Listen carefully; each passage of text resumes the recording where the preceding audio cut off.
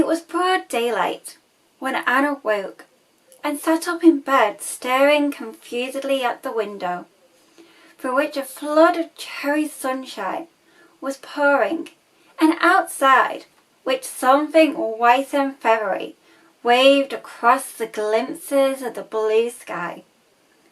For a moment she could not remember where she was.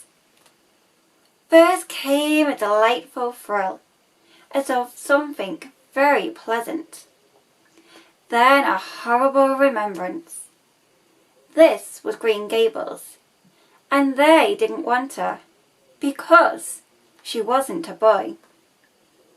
But it was morning, and yes, it was a cherry tree in full bloom outside of her window. With a bound, she was out of bed and across the floor. She pushed up the sash. It went up stiffly and creakily, as if it hadn't been opened for a long time, which was the case, and stuck so tight that nothing was needed to hold it up. Anne dropped on her knees and gazed out into that June morning, her eyes glistening with delight. Oh, wasn't it beautiful? Wasn't it a lovely place? Suppose she wasn't really going to stay here? She would imagine she was. There was scope for imagination here. A huge cherry tree grew outside, so close that its branches tapped against the house, and it was so thick with blossoms that hardly a leaf was to be seen. On both sides of the house was a big orchard, one of apple trees and one of cherry trees, also showered over with blossoms, and the grass was all sprinkled with dandelions.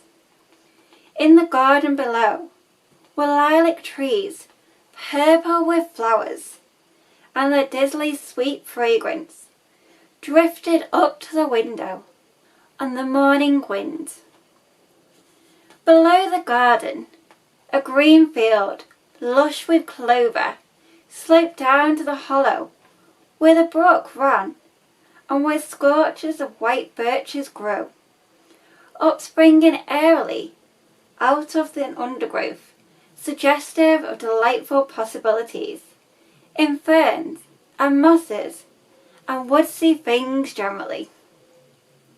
Beyond it was a hill, green and feathery, with spruce and fir.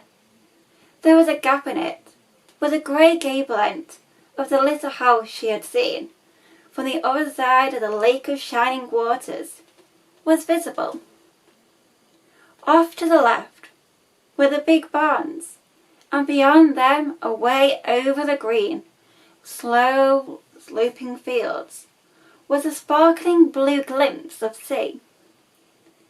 Anne's beauty-loving eyes lingered on it all, taking everything greedily in. She had looked on so many unlovingly places in her life, poor child, but this was as lovely as anything she had ever dreamed. She knelt there, lost to everything but the loveliness around her, until she was startled by a hand on her shoulder. Marilla had come in, unheard by the small dreamer. "It's time you were dressed," she said quietly. Marilla really did not know how to talk to the child, and her uncomfortable ignorance made her crisp and curt when she did not mean to, and stood up and drew a long breath. "Oh, isn't it wonderful?" she said, waving her hands comprehensively at the good world outside. "It's a big tree," said Marilla, "and it blooms great, but the fruit don't amount to much. Never. Small and wormy." "Oh, I don't mean just the tree. Of course it's lovely Yes, it's radiantly lovely. It bloomed as if it meant it. But I meant everything. The garden, and the orchid, and the brook, and the woods. The whole big dear earth. Don't you feel as if you just loved the world on a morning like this? And I can hear the brook laughing all the way up here. Have you ever noticed what cheerful things brooks are? They're always laughing. Even in the winter time, I've heard them laugh under the ice. I'm so glad there's a brook near Green Gables. Perhaps you think it doesn't make any difference to me when you're not going to keep me. But it does. I shall always like to remember that there is a brook at Green Gables, even if I never see it again. If there wasn't a brook, I'd be haunted by it, by the uncomfortable feeling that there ought to be one. I'm not in the depths of despair this morning. I never can be in the morning. Isn't it a splendid thing that there are mornings? But I feel very sad. I've just been imagining that it was really me you wanted, after all, and that I was to stay here forever and ever. It was great comfort while it lasted. But the worst of imagining things is that the time comes when you have to stop, and that hurts. You better get dressed and come downstairs, and never mind your imaginings, said Marilla, as soon as she could get a word in edgeways. Breakfast is waiting. Wash your face and comb your hair. Leave the window up and turn your bedclothes back over the foot of the bed. Be as smart as you can.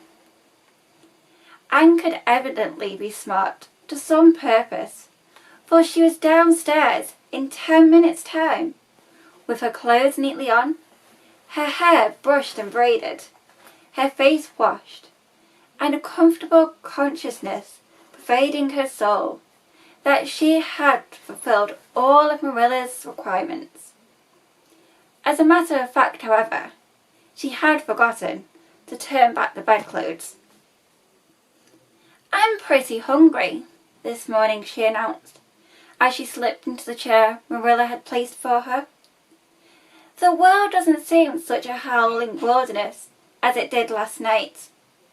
I'm so glad it's a sunshiny morning, but I like rainy mornings real well too. All sorts of mornings are interesting, don't you think? You don't know what's going to happen throughout the day, and there's so much scope for imagination. But I'm glad it's not rainy today, because it's easier to be cheerful and bear up under affliction on a sunshiny day. I feel that I have a great deal to bear up. It's all very well to read about sorrows and imagine yourself living through them heroically, but it's not so nice when you really come to have them, is it? For pity's sake, hold your tongue, said Marilla. You talk entirely too much for a girl. Thereupon Anne held her tongue so obediently and so thoroughly that her continued silence made Marilla rather nervous, as if in the presence of something not exactly natural. Matthew also held his tongue, but this at least was natural, so that the meal was a very silent one. As it progressed, Anne became more and more abstracted, eating mechanically, with her big eyes fixed unswervingly and unseemingly on the sky outside the window. This made Marilla more nervous than ever. She had an uncomfortable feeling that while this odd child's body might be there at the table, her spirit was far away, as if in some remote airy cloudland, borne aloft on the wings of imagination.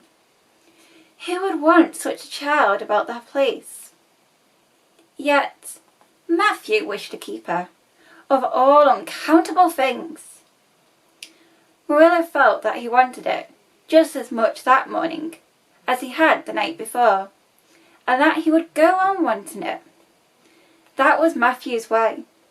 Take a whim into his head and cling to it with the most amazing silent persistency. A persistency 10 times more poignant and effective in its very silence than as if he talked it out. When the meal was ended, Anne came out of her reverie and offered to wash the dishes. "Can you wash dishes right?" asked Marilla distrustingly. "Pretty well. I'm better at looking after children, though. I've had so much experience at that. It's such a pity you haven't any here for me to look after."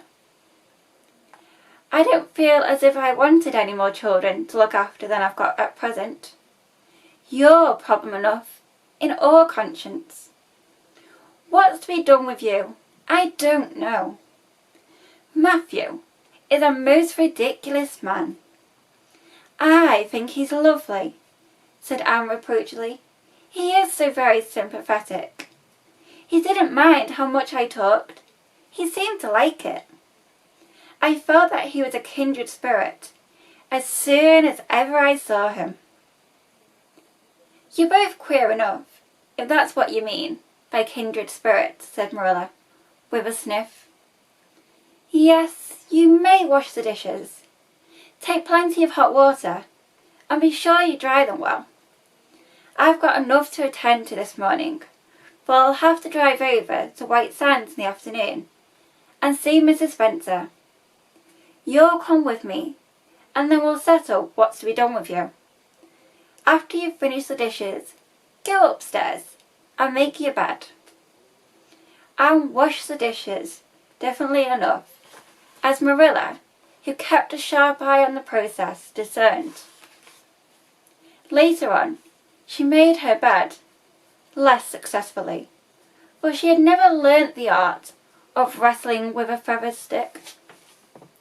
But it was done somehow, and smothered down, and there Marilla, to get rid of her, told her she might go outdoors, and amuse herself until dinner time.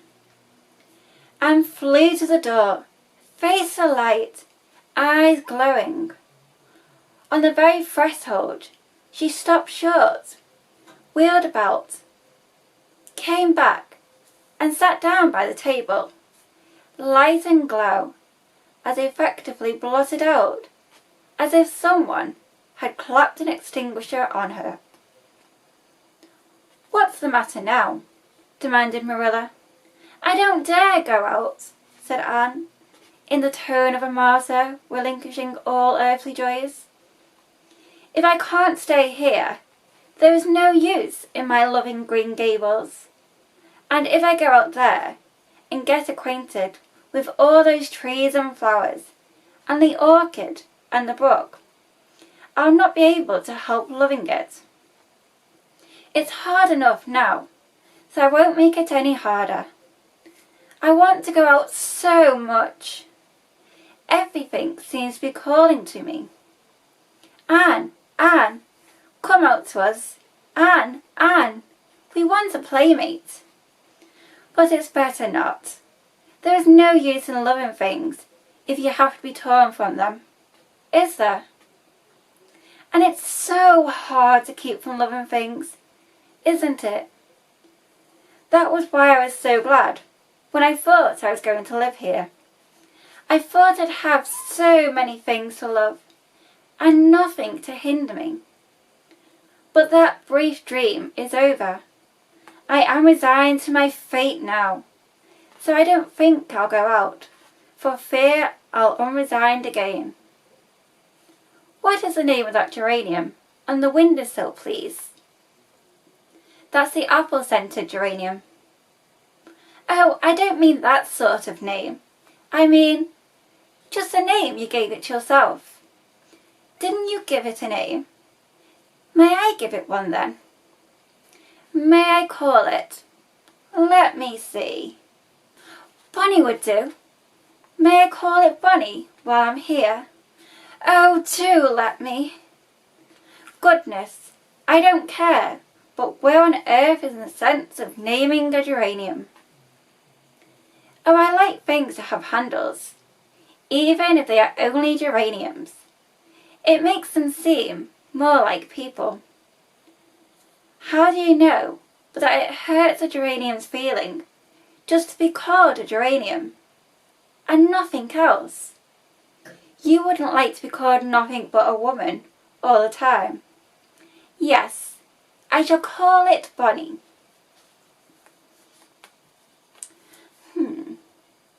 I named that cherry tree outside my bedroom window this morning. I called it Snow Queen because it was so white. Of course, it won't always be in blossom, but one can imagine that it is. Can't one? I never in all my life saw or heard anything to equal her, muttered Marilla, beating a retreat down the cellar after potatoes. She is kind of interesting, as Matthew says. I can feel that I'm wondering what on earth she'll say next. She'll be casting a spell over me, too. She's cast it over Matthew.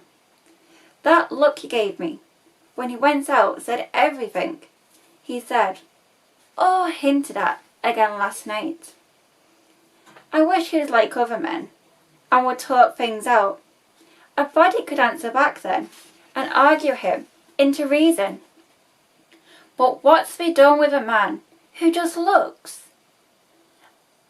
Anne had relapsed into revere, with her chin in her hands and her eyes on the sky, when Marilla returned from her cellar pilgrimage. These Marilla left her until the early dinner was on the table. I suppose I can have the mare and the buggy this afternoon, Matthew, said Marilla. Matthew nodded and looked wishfully at Anne. Marilla intercepted the look and said grimly, I'm going to drive over to White Sands and settle this thing. I'll take Anne with me, and Mrs. Spencer will probably make arrangements to send her back to Nova Scotia. I'll set your tea out for you, and I'll be home in time to milk the cows. Still, Matthew said nothing, and Marilla had a sense of having wasted words and breath. There is nothing more aggravating than a man who won't talk back, unless it is a woman who won't. Matthew hitched the sorrel into the buggy in due time, and Marilla and Anne set off. Matthew opened the yard gate for them, and as they drove slowly through, he said to nobody in particular, as it seemed, Little Jerry Buett from the creek was here this morning, and I told him I guess I'd hire him for the summer. Marilla made no reply, but she hit the unlucky sorrel such a vicious clip with the whip that the fat mare, unused to such treatment, whizzed indulgently down the lane at an alarming pace. Marilla looked back once as the buggy bounced along, and saw then aggravating Matthew leaning over the gate, looking wishfully after them.